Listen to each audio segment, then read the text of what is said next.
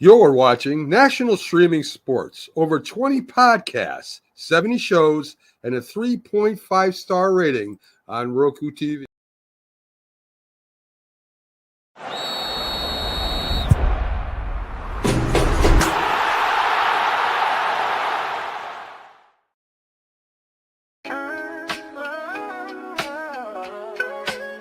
Yeah, yo, it's game time, ain't no messing around. Huddle Sports Network, the best in town. From NFL rumors to the latest trends, we got all your sports, just tune in, my friends. Catch us on Roku, Fire Stick, take your pick. Facebook, YouTube, where the action's slick.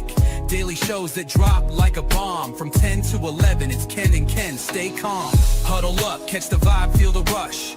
Get your news, get your fills in the clutch. Over 27 podcasts, we breaking it down.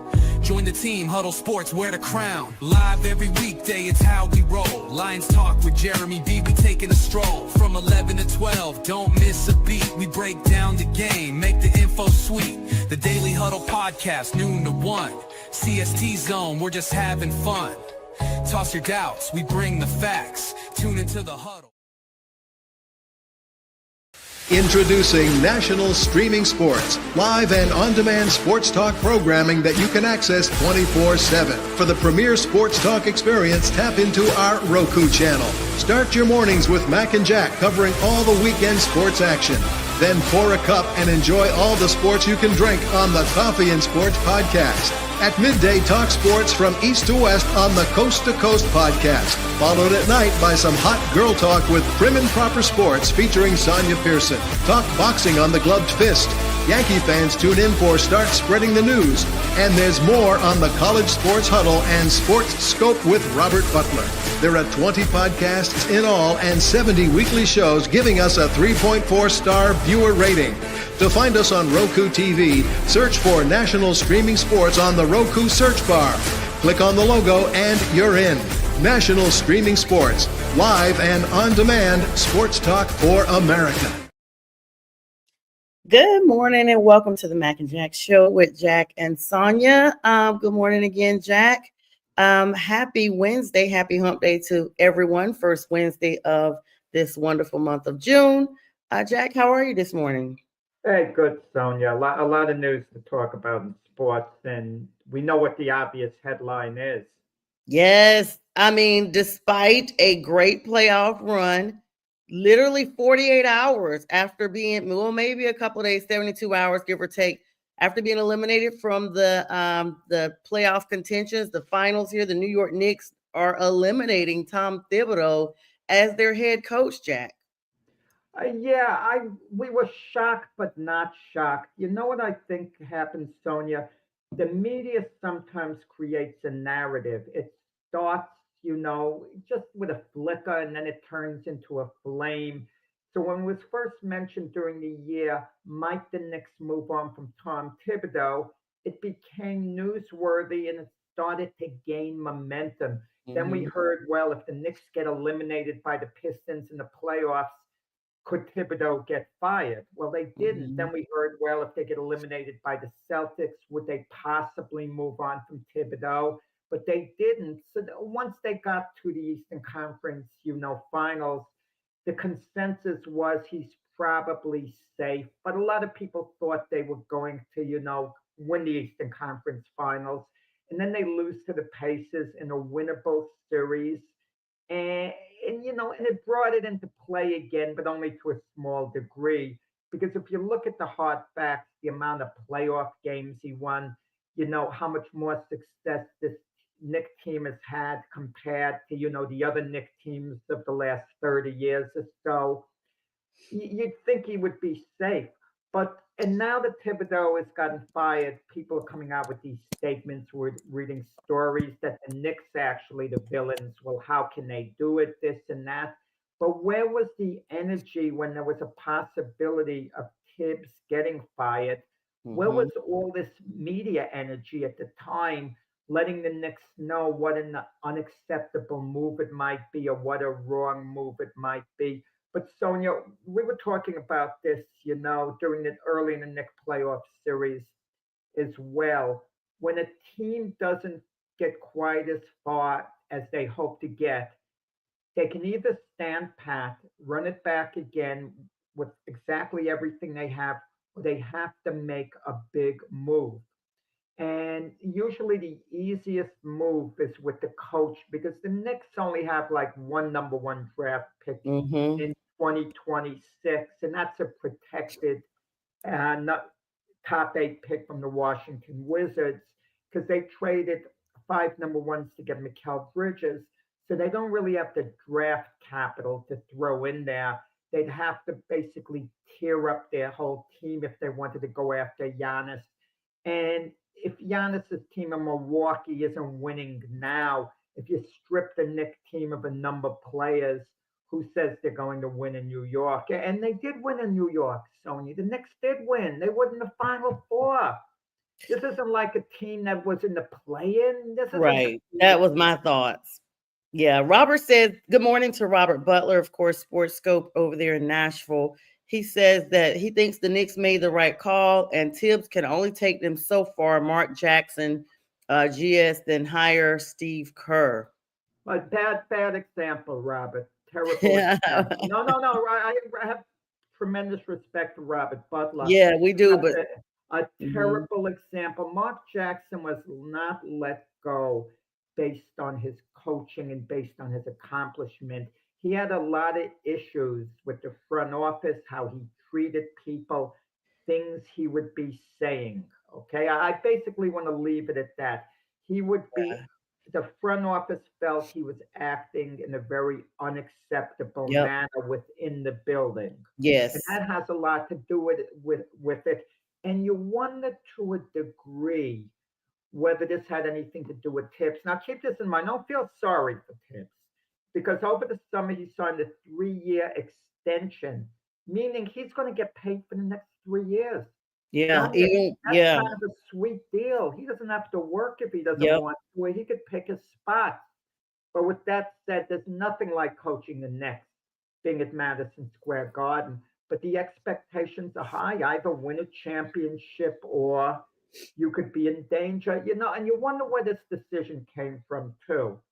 Did it come from Leon Rose, the GM? If it did, we got to point out Leon Rose is the guy who traded the 5 number one draft picks for Mikal Bridges. Mikal Bridges is going to be a good starter in this league for the next decade or so, but he's not going to be ever number one option. He's not likely ever to be a number two option. So he's just going to be a perennial starter who's going to be a good player. Is he worth everything you gave up for? I mean, at this point, it wouldn't seem that way. I'm not being overly critical of the Knicks deal when they got him. They made the deal to win the championship, to win now. They bought all in. I kind of understand that. And can I say there's one other factor, and you're going to get to this in a moment about, I know, Sonia, about the next coach. That's predictable. Rick Brunson, he's the Knicks assistant coach. If you bring in a new coach, can he assemble his own coaching staff? Let's say he doesn't want Rick Brunson on his staff, and that's Jalen Brunson's dad. That sends a little bit of a message. If Rick Brunson isn't there anymore, teams traditionally always accommodate their stars all the time. They'll accommodate LeBron James in LA, with Bronny James on the team. Giannis, they had his brother on the team for a lot of years. It's just, and I'm not saying that's wrong to necessarily accommodate a star, but it's going to give you an idea how the Knicks look at Jalen Brunson, because Brunson took less money initially to come back with the Knicks. Keep that in mind. Is this a James Dolan move coming from their owner? Is this coming from the front office, from their GM, Leon Rose? Yeah. So just to go back just a little bit, of course, I am as shocked as most people are about Tom Thibodeau. But Jack, you and I talked about this when they were first eliminated, and we said, what if they end up letting him go? And I was like, a lot of people, it's what have you done for me lately? They don't remember, the good run you had, or even, as they say, almost doesn't count. Had the Knicks been in the championship today, championship coming up tomorrow. Um, of course, they would have continued on with him, but it is highly unorthodox for a team, um, regardless if the Knicks or whoever, to get rid of a coach that has gone so deep into the playoffs. And you do mention a great point. It is a front office thing. They talked about him leaving, money on the table, so to speak, with some of the decisions he was making, the coaching style he had. They felt like it hindered their true playoff. I mean, Jack, you and I have talked about how he literally was known for wearing his veterans out. Just, I think all of that played into part. But I will say this. Good morning, Daisy and Brian. Good morning so much. Um, I will say this. The media is so powerful. Every time we see the media get involved, one way or the other, either pro or for somebody or something, it gains momentum. And before you know it, it's like the spark of a match set to dry leaves. It just goes everywhere. And it's almost like the Knicks were in a position that they had to make a decision. I will draw this one small comparison. And then we'll go back to these playoffs that we're talking about here and the situation with Jalen Brunson's dad. I think the same thing is happening with the Aaron Rodgers situation. I think that Aaron Rodgers has caused such a frenzy, so to speak, of his persona, who he was, the Jets, Aaron that Rodgers, I have a media. jet cap on. I can't complain about you this morning. Yeah, but I think this is the reason why they know that this stays in the topic of everybody's minds if he's not signed. As soon as he's signed, it dies down a little bit, and they're wondering what his playing will look like. But for right now, there's such a frenzy. Will he retire? Will somebody pick him up? Will he go to the Steelers? Will he wait to it's so much like he stays relevant. It's about staying relevant. That's what the media is. The hottest story, the hottest take, people's opinions, the controversies, all of that is what makes the big difference. And that's what we're looking at here. Jalen Brunson came back to the Knicks.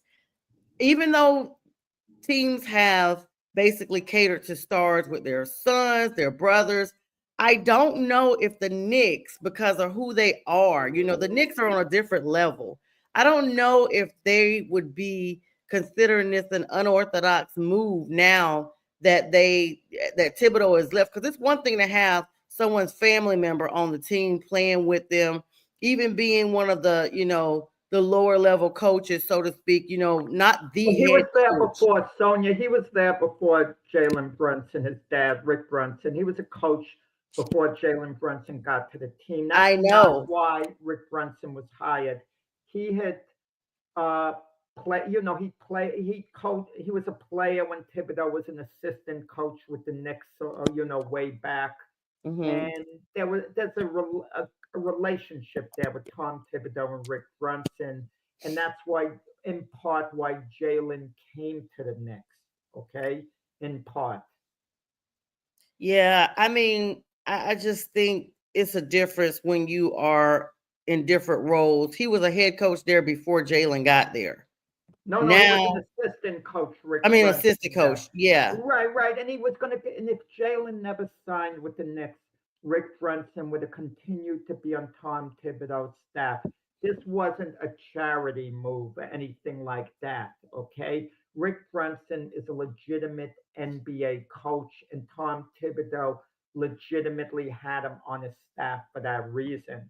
Okay, now that does it create an awkward situation if you have to put Jalen Brunson on the bench during a game and in a playoff game and keep him on a few extra minutes the way Tom Thibodeau did in the pace of playoff series?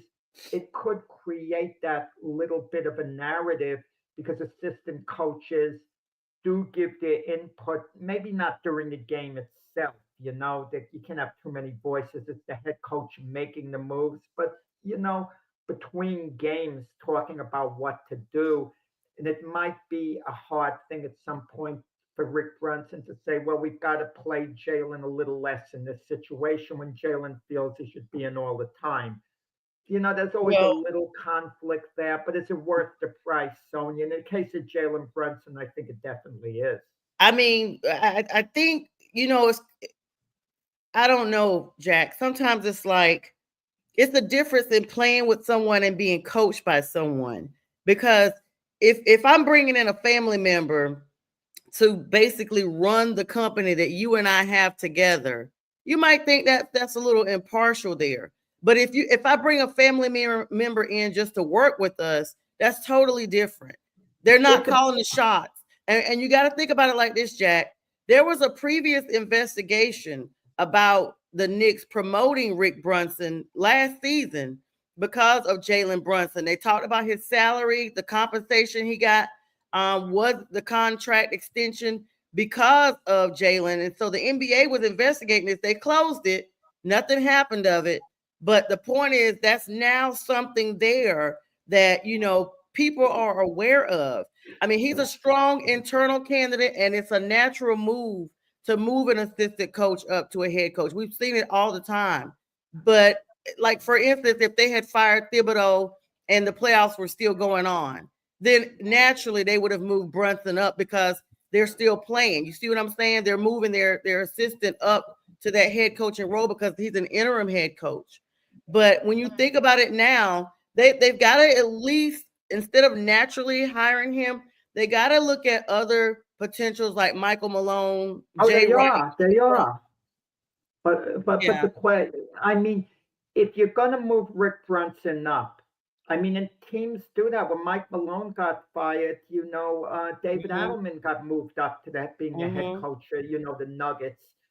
So if they make that move and move Rick Brunson up to the head coaching position, I mean, what can you say about it? Because there's precedent with assistant coaches being given the head coaching job, but the Knicks' top job is so appealing. Sonia, everybody wants it. Yeah. The best coaches want it. What would make Rick Brunson more qualified, a better fit than, let's say, Dan Hurley? Dan Hurley would be ideal.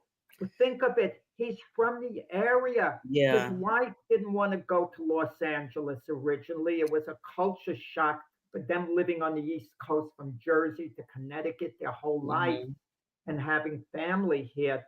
They didn't really want to go to LA unless Dan Hurley was going to get overwhelmed with such an offer. But the Knicks and the challenge of coaching the Knicks, this is New York City. This is as good as it gets. And if Dan Hurley's always said he wanted to coach at the NBA at some point. If you're offered the Knicks job and you don't take it again, that's it. You're not likely to ever get this position again. Sometimes you have to take an opportunity, maybe a little before you're ready to. Maybe you can't take it quite on your own pace because the opportunity is presenting itself, and here it is. And another factor too, with Mike Malone, obviously an NBA champion from a couple of years ago with the Nuggets. But the point is, he got let go. A season and a half later, he was let go by Denver. And there has to be a reason for it. And the reason reportedly was he didn't get along with the GM. There was a toxic feeling in the building because of that. Him and the GM weren't talking. It got to the point he favored Russell Westbrook to the point where the other players were turned off by, by Malone. And even when he got fired, Jokic didn't come out with anything. Oh, I thank you for everything, Coach Malone. He didn't say, oh, what a terrible move. Jokic said, well, no one talked to me about it. They told me of their decision. It wasn't a discussion. It was a decision when they called me. They told me. Jokic tried to disassociate himself a little bit from that. So what makes you think if he comes to the Knicks, it's going to be anything different? I mean, first of all, let me go back a little bit. You bring up Dan Hurley. Dan would be the natural, he would be the natural fit for that team. He's a championship coach, done amazing things with UConn, but you think about it like this, what would that do to someone like, what would Jalen Brunson think if he feel like his dad is being passed over? No, Rick Brunson hasn't paid his dues to the point where, oh, the job should be his. Not at all. Not at all. If Rick Brunson was to get the job, in part at least, it would be because he's Jalen's dad. And they're kind of trying to accommodate Jalen as well. And they might think, well, Rick Brunson is liked by the players. He would get it on merit, of course. But believe me, there are other candidates out there that you would look at and you would pit against Rick Brunson like you and I can do it now. And come on, who would Well, you rather? Who would you rather have? Sonia, Dan Hurley or Rick Brunson? You're the owner. I've got to run it by you. You got to sign off on it. Come on, taking everything into consideration. I would want Dan Hurley. He's proven on, even though it's collegiate level, he's literally the natural choice in my opinion. But let me say this real quick, Jack. You brought up Mike Malone and you said, why would the Knicks basically take a gamble on him when, he'd been fired? But we see coaches fired all the time. Look at Ime Udoka, who coached the Celtics and got suspended and later fired for, the personal issues he had. He's now the head coach of the Houston Rockets. And he's done a very good job there. Right. Very good job there. But you said it best, Sonia. He got fired for off the court issues. Thibodeau, even though they involved some staff though, Jack. Okay, but whatever. But it wasn't because of the type performance. Of okay, I got you. He was, and the only reason he got a job with the Houston Rockets is because he's a terrific coach. If he wasn't a terrific coach, no one would touch him. Okay, yeah. But he got a job for that reason. The drawback to hiring Dan Hurley's this. Dan Hurley's a very sensitive sort. And if you take any head coaching job, any manager's, a coach's job or whatever in New York, you better have some thick skin because Dan Hurley is going to be facing criticism at certain points and probably sooner rather than later. And to just get mad at the media saying, I know what I'm doing, I'm a great coach, blah, blah, blah, and to get sarcastic or to come up with stale jokes, that's not going to go over well. That's going to backfire because the media is going to have a field day reacting to how upset Dan Hurley is going to get. You really need the right personality. Tibbs had the right personality. He never got mad, never got emotional, was laid back. Tibbs looked bored by everything. He was like from the Bill Belichick school, except yes. He would answer longer. He never had a smile on his face. Tibbs never looked happy. I literally have thought their personalities are similar. I've literally thought that when I've seen him, like, wow, I don't know if it's a Northeasterner thing with coaches or what, but very similar. Yeah, and you have to have a certain personality. I'm not sure Dan Hurley has it. And then there's the question of this too, Sonia. Connecticut, he's secure there. He's, kind of an icon there. Yeah, and he can continue in his role at Connecticut for years and years, okay? And probably have success in the future at Connecticut, whether it's a national championship, multiple national championships. At the very least, he'll be in the mix. And Connecticut's going to be grateful for what he's already delivered for them. That can never be taken away from him. So he has collateral in Connecticut. You come to the Knicks, I'll tell you, you're coming there for the excitement. Yep. Wow, this is as good as it gets. But if Dan Hurley came to the Knicks and he became their coach and they won one NBA championship, he becomes a legend in New York sports, an absolute legend. I'm going to say this. Let's not forget, he just turned down a 6-year, $70 million offer last year from the Lakers, last June. And he said that he wanted to stay with UConn because he felt like, like you said, he has an acting GM, relationship. And he felt like the different rhythms of the NBA calendar and his coaching style was just better suited for college. And he also signed this new $50 million now. It wasn't the 70 that the Lakers offered him. But that just lets you know it's not about money with him. He signed that extension with UConn and said that he's excited about this next season coming up. Like, he's very invested with his players, Jack. And so for him, he's more so feeling like if he left UConn, that would break his commitment to the students there, to the team. He's very committed, and not to mention, like you said, if he comes to play for the Knicks, you've got to establish yourself as an NBA coach. He's been winning. He's a winning coach in college, but the NBA game is just different all around. 82 game schedules, and you got to think about he's going to be coaching adults, not young adults anymore. Yeah, he can handle it. There are a few points to make. You say it's not about money at all. He admitted later on, had the Lakers overwhelmed him with an offer, Oh, it wow. might have made a difference. The 70 million sounds, wow, look at all this money. Yeah. But it would have made him the sixth highest paid head coach in the NBA. And if Oh, the wow. Lakers wanted Dan Hurley bad enough, make him the highest paid coach, blow him away Yeah. with an offer. They don't have a salary cap for Yeah. a coach. They could offer him anything they wanted, and the Lakers just didn't go the full route. Also, like I said before, his family's from the East Coast, Jersey, then Mm-hmm. Connecticut. They didn't want to move to LA, but when he went to visit the Lakers with his wife, she started liking LA. Wow, I Mm-hmm. like it here. Everything this could have to offer. This might be a cool place to live. But at the end, the Lakers didn't put a full court press on Dan Hurley. They would have given him the job, but they didn't say, here, Dan, $100 million, $110 million.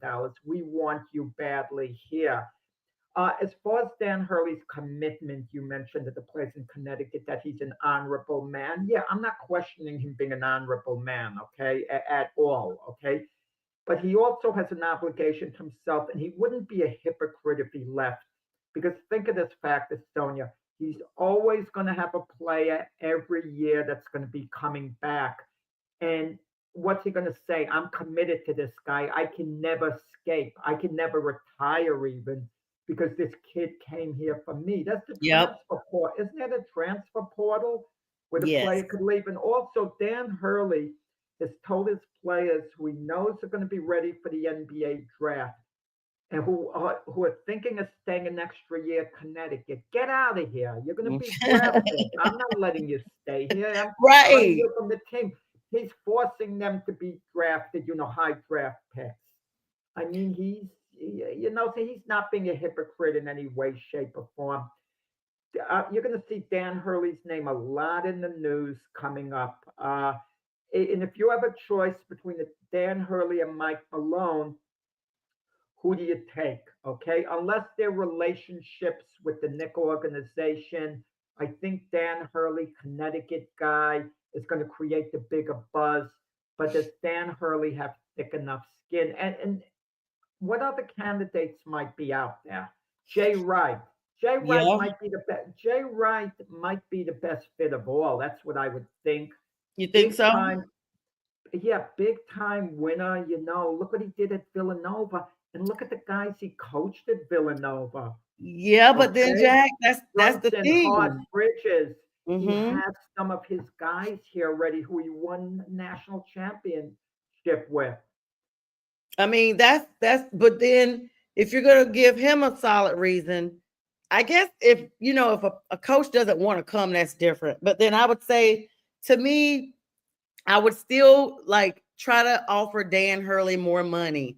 New York has a better appeal. They're going to be on the same side of the coast that they need to be for their family. I think if the Knicks offer him more than that 70 million that the Lakers did, I think Dan has a change of mind. I think if they ask him, how about 85 million? Just raise it up. I think They don't Jack, have I to. think he will. It's the Knicks. The Knicks are not the Lakers. Dan Hurley had a hard time leaving Connecticut. It was a brutal time to move across the country to LA. It was a difficult thing for him to do. Money would have had to push him over the top. Hmm. In the Knicks situation, that's not the case. The money could be exactly the same as what he's getting from Connecticut for the most part, or Or he could be made the sixth highest paid coach in the NBA, the same 70 million or whatever the going rate is right now, and the Knicks wouldn't have to offer more. The Knicks could hold firm. And Dan Hurley, chances are he's going to want I think he's going to want to come here the Knicks job. But is Jay Wright a better fit? Is Jay Wright a better coach than Dan Hurley? That's a good question too. Yeah. And I'm going to tell you something. If you have to make that argument, you can easily say yes. I mean, I don't know. I mean, both guys are tremendously accomplished. Jay Wright could have had the Philadelphia 76er head coaching job. He didn't want it.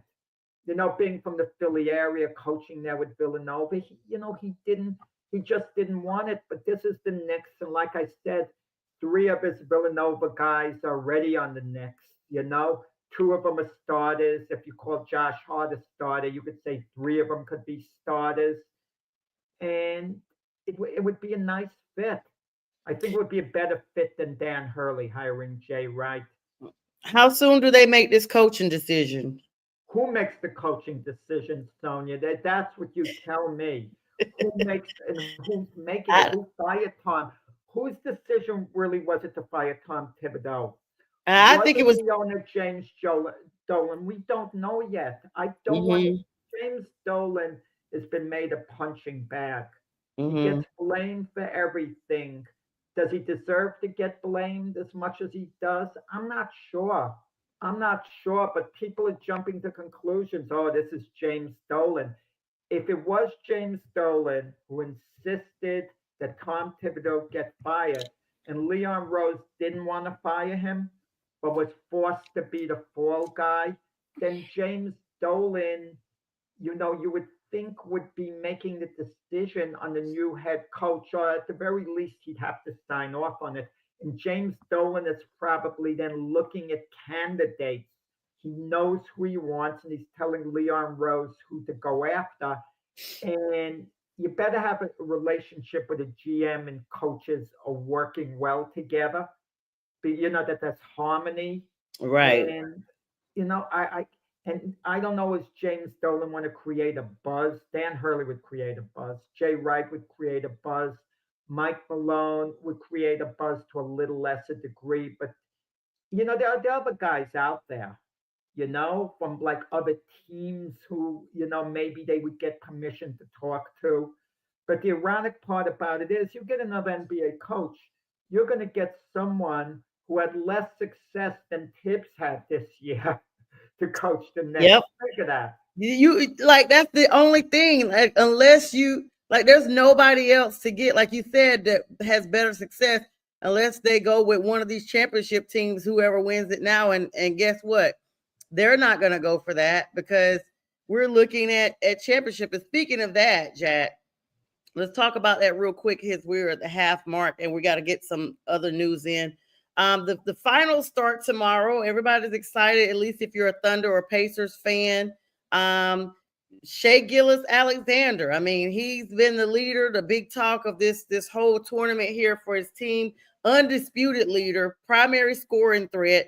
But he's so calm, even under pressure. Then you got Chet Holmgren, you got Jalen Williams. I mean, Lou Dort, all these guys that are coming in here to represent the OKC. The Thunder have been playing lights out the entire time.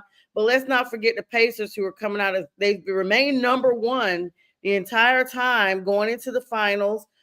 They've got all their leaders in here that are going to be playing tonight, and it's going to be a big matchup. I mean, however, some people are basically saying that the Thunder have been favored to win this thing outright, and the Pacers are actually coming in as underdogs, Jack.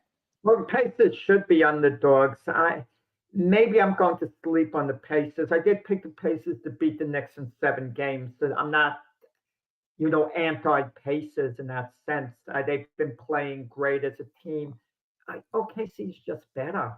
I mean, I just, we keep hearing Halliburton. Compare him to SGA. It's not close as far as what I can see. It's just not close. SGA is a far superior player, and SGA is always consistent. He rarely has an off night. Halliburton will be great one game. so-so for 2 games, great one game, so-so for game, good the next game. And Chet Holmgren delivers so much, very underrated player. When Wemby was taken number one in the draft, yeah, that was the logical move. We thought Wemby was going to be a great player, and he is going to be an all-time great. But the guy coming right after him, Chet Holmgren, any other year he would have been a high-impact number one overall pick in the draft, and he's delivered very quietly and very big for OKC. I just think they're a better team. I don't want to overanalyze this. And the Pacers' strength is how well they play as a team, the ball movement, setting up the 3-point shot, especially from the corner. And the Pacers aren't going to have the same inside game the way they did against the Knicks. Punch holes in the defense. Because OKC is a very good defensive team. They're not going to get cheap baskets underneath. They're not going to draw some silly fouls. They're not going to draw the same amount of turnovers they did in the next series. I mean, I see OKC winning this in 4 or 5 games. I mean, I maybe mean, I'm being too dismissive of the Pacers, I but don't I, know, I Jack. just I mean, don't see it. Maybe one game they're going to you grab. well, you got to look at how the Pacers have literally set the pace. They played against the Knicks very well. They knew how to bring in their veterans and their bench as well. Pascal Siakam, a quiet force that came out of nowhere. Then you of course got Tyrese Halliburton, who's been the person that has been the engine of that whole offense, and the reason why I always say that the Pacers can set the pace.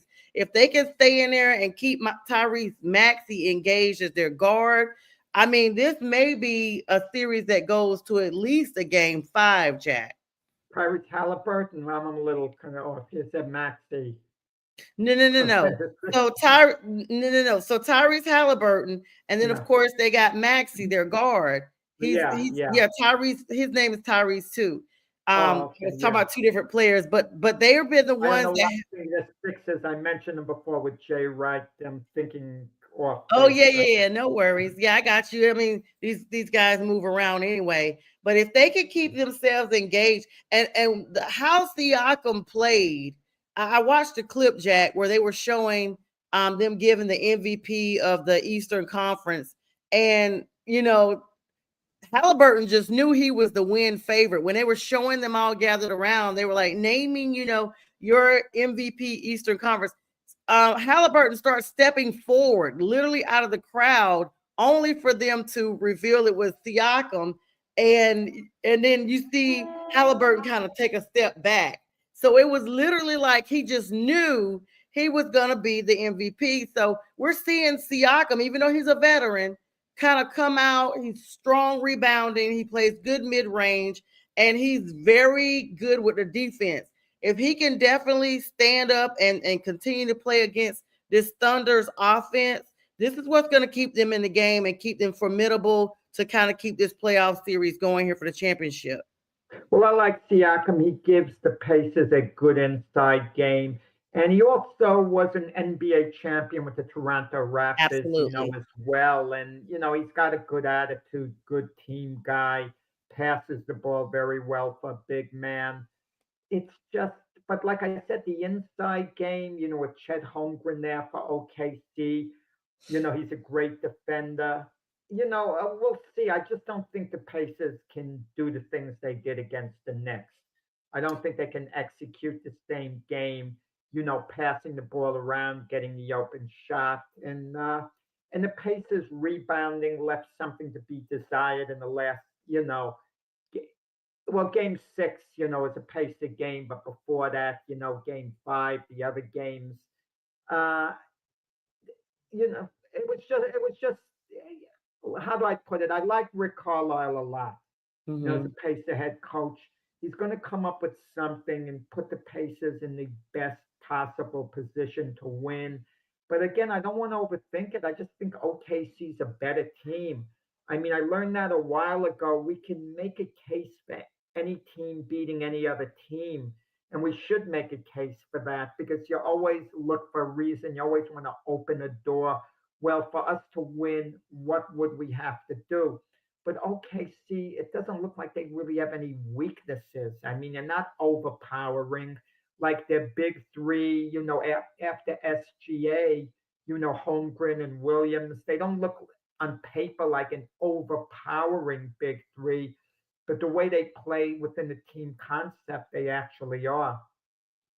Yeah, I mean, it's one of those things. As we get ready to change trajectories here, we got a little bit of news here for the MLB. The Colorado Rockies, of course, winning their first series of the season. Congratulations to them in MLB news.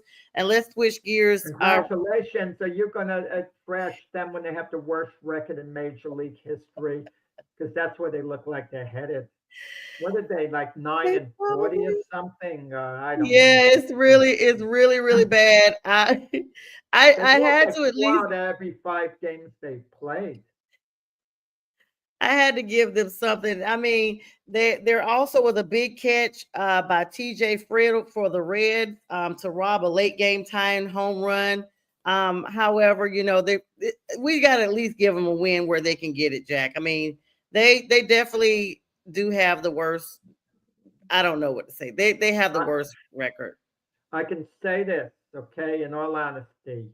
We're the only sports talk show outside of Colorado who's talking about the Colorado Rockies.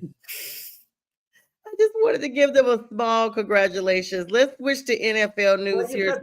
I know you don't want to talk about the Atlanta Braves because they've fallen backwards after losing their first 6 games of the season. They were coming back a little bit.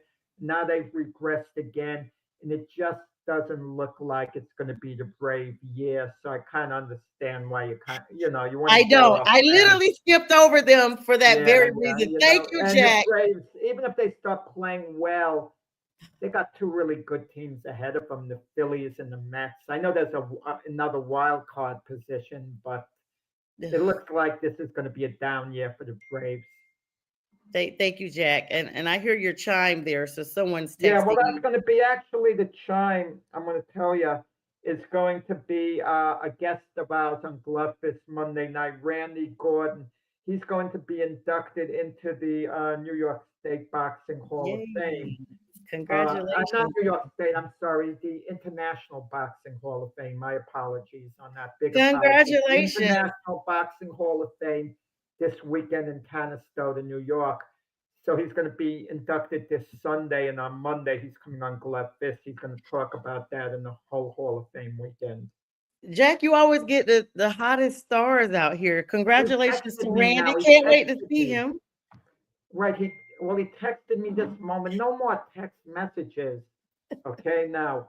Oh, man. But I'm glad we're having him on. He's getting his long overdue, recognition. Yes. We do. And congratulations to him. Can't wait to have him on Monday at 7 p.m. Eastern Standard Time. Glove Fist with Jack and Frank Laterzo. Great show. And thanks for everyone who's been supporting and watching that show. We saw all the views the last couple of weeks. We really appreciate you all. That's 7 p.m. on Monday. Mark your calendars.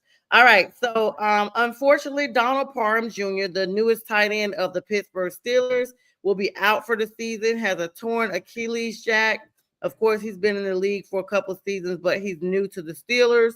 Saquon Barkley has graced the cover of Madden 26 and has been released, and he is the new face of that game. So congratulations to him. And Travis Hunter making a good acclamation under the Jacksonville Jaguars leadership there, down there playing lights out, number 2 overall pick. Unfortunately, we got some sad news here with the NFL. Jim Marshall, the legendary Minnesota Vikings defensive end and all-time Iron Man, passed away on Tuesday, which was yesterday, at the age of 87. Purple People Eater, cornerstone, famed for that defensive line, and propelled the Vikings to 4 Super Bowl appearances in the 1970s. He played 19 of his 20 seasons with the Vikings and started his NFL record 270 consecutive games for defensive player. He's never missed a game in 19 seasons of those plays with the Vikings. Of course, he was a captain, affectionately known as the captain or Captain Jim, due to his quiet leadership and immense respect for his teammates. Jack, wrong way run, has left us, and even though a life well lived, definitely impeccable and impressive and irreplaceable players in the NFL. I remember a story, okay, and I'm going to relate it to Jim Marshall right now. When Jerry Kramer, before he was inducted into the Hall of Fame, he bumped into Roger Goodell. And Goodell was talking. He said, Jerry, why don't you ever come down on Hall of Fame weekends and join the other Hall of Famers? They always come, the alumni. We never see you there. And Jerry Kramer says, well, I don't come for good reason. I'm not in the Hall of Fame. And Roger Goodell was thrown for a loop because he assumed the great Jerry Kramer, the guard from those legendary Green Bay Packer teams, was in the Hall of Fame. I'm going to tell you, after Jim Marshall passed away, I got the news yesterday.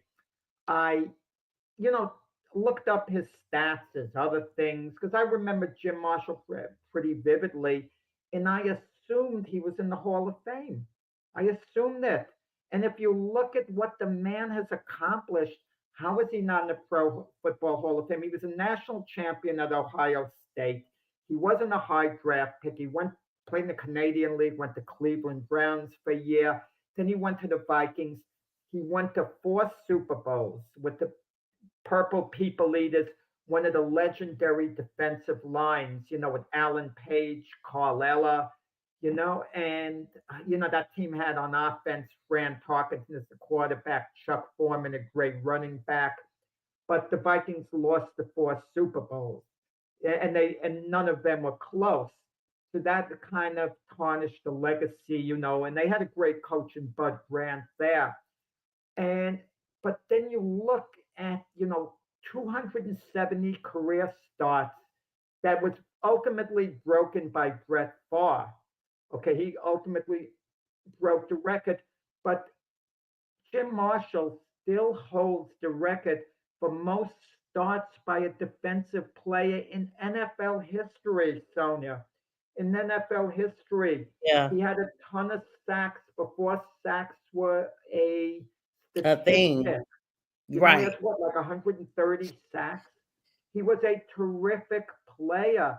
What he's remembered for is a large part, and it's amazing. Like one play can sometimes 1964.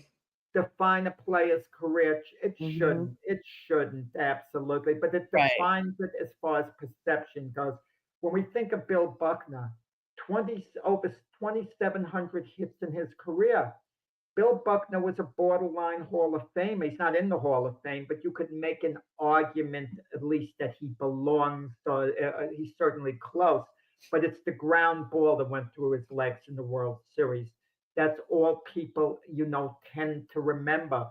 Don Lawson, a so-so pitcher, but he pitched the only perfect game in Major League history. So we remember that small, tiny window. For Jim Marshall, he recovers a fumble Hmm. and he runs at 65 yards the wrong way. It The is on wrong his way. own. And then Yes. when he scores what he thinks is a touchdown, he flips the ball out of bounds. And the player on the other team pats him on the back. Thank you, Jim. And it's a safety against this team. And Yep. I don't know how the game turned out, Sonia. No one remembers how the darn game turned out. It wasn't, it didn't, but from what I heard, it didn't change the outcome of the game. But it was on all these NFL blooper, films that we'd see in the past. They'd like to I've play seen it. bloopers. Yes. And I remember as kids, Sonia, we 60 would some imitate yards. Jim Marshall, not Jim Marshall per name, but we would like talk running the wrong way, getting the ball. And it's like, man, The what runner, Jim a Marshall. it was the most that maybe arguably was the most unique play in NFL history or the funniest play. The funniest play. But so when we think about the guy who ran the wrong way, Mac, I think, asked me that as a quiz one time. Hmm. That question. I think I said it was Alan Page. I forgot because I remember Jim Marshall is a great player. To me, I didn't associate him with the backwards run, but that's what he did 65 yards the other way when he picked up the fumble. he kind of got confused or distracted or whatever. Yeah, that was I was just looking to see if I could see what game that was. Well, he was playing San Francisco, October 25th, 1964. And of course, he's a big defenseman, 6'4", 260 pounds. Um, I mean, that's a big run for someone of that size, but just lets you know just how good he was. Of course, even off the field, he founded this organization to support homelessness and other challenges called the Link. And he was known for his spirit of generosity and just, as big as he was and as big of a presence he was in the league, he actually just had so much of a more so profound impact off the field. And so, of course, tributes are pouring in everywhere. Jack, you always are such the historian to know so many of the intricate facts that we just don't always find right there in your face. So thanks for sharing that. Of course, big play for him, but like you said, not just the only defining thing. It's just one of the things we remember, and they show that blooper, Jack. They do. I'm even laughing now. Can you imagine someone in his own team, okay, caught up to him right before he got to the goal line and turned him around? Jim, you're running the wrong You're way. right. And then he turns around. And could you imagine a 60-yard loss? And could you imagine second or third down and 70 yards to go? That would have been an NFL record, the most yards you needed for first down from scrimmage. Yes. I mean, or what if they turn him? What if he realized at the 1 yard he was running the wrong way and he turns around and runs the entire length of the field? Like that would have really broken the records. Now you got 65 plus another 50 something, 100 and some yard run. That would Yeah. have been crazy. He had to be exhausted even after this 65-yard run. No, that's why no one was chasing him. I got another thing on OTAs that I don't know whether you were going to bring up, but because you brought up Aaron Rodgers before, you've ripped into him, Sonia, unmercifully in past shows because he's missed OTAs. Well, Micah Parsons has missed the OTAs for the Cowboys because he's sitting out kind of, it might have to do with a contract issue. He didn't show up. And Brian Schottenheimer, the new head coach, says, look, I want him there. He should be here. Okay. And Micah Parsons supposedly is supposed to be a lead on the Cowboys, the way Yeah. Rodgers was supposed to be a lead on the Jets. But what's the difference? So Rodgers did his not for more money. He needed to go on the retreat in June. Micah Parsons is doing something similar. We're going to hold it against Micah Parsons if the Cowboys aren't good this season because he missed the 3 days or whatever. Well, 3 months before the season. You can't have it both ways, Sonia. this is the difference, though, Jack. Michael Parsons is in the final year of his rookie contract. These other guys are veterans. They've been here before. He's in the final year of his contract. He's already the highest paid non-quarterback. He's already, due for a massive contract extension. Excuse me, it's going to make him the highest paid non-quarterback if he gets this contract extension that he's looking for because he wants to get ahead of Jamar Chase's. But this is what we talk about, Jack. Now, this is what infuriates me. Okay, we got to be paid more than this person over here.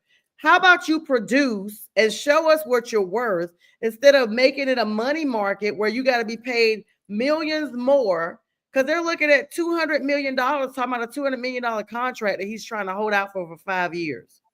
He has already produced. He's already shown that he's an elite player. But the point is this.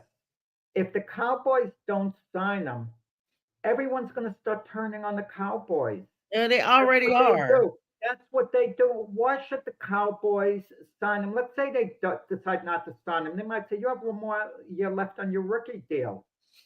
That's what the rules are. That's what the player union negotiated with us. So he finishes his rookie year. They can franchise tag him the next couple of years after that. They don't have to do anything technically. Okay, the Cowboys, but everyone's going to get on them. You should do this. You should do that. Why should the teams take all the risk and not the players? The players say, "Oh, I have to get my deal. You're one Yep. injury away from your career ending. Well, good gosh, the team will have to pay you all that money, and you're one injury away from your career ending. If you produce year after year, and it's 1 year at a time, the money's going to be there. You know who I It's blame? I that blame the simple. leadership. The only thing he's doing is doing exactly what he saw CD Lamb do last year. It's Yep. monkey see, monkey do. I mean, literally, I mean, maybe not a good comparison, but it's you do this and I'm going to do this. I'm literally doing exactly what this is a leadership issue, Jack.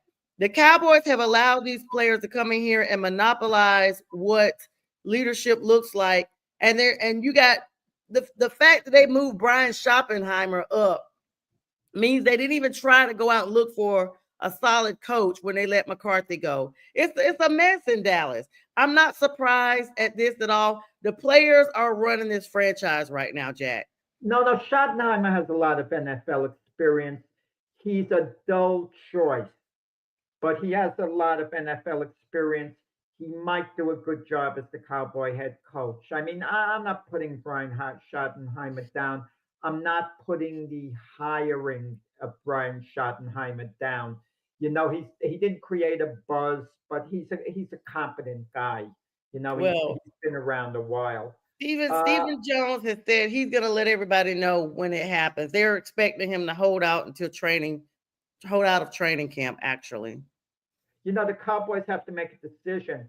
Is this going to be our impact guy on defense for years to come?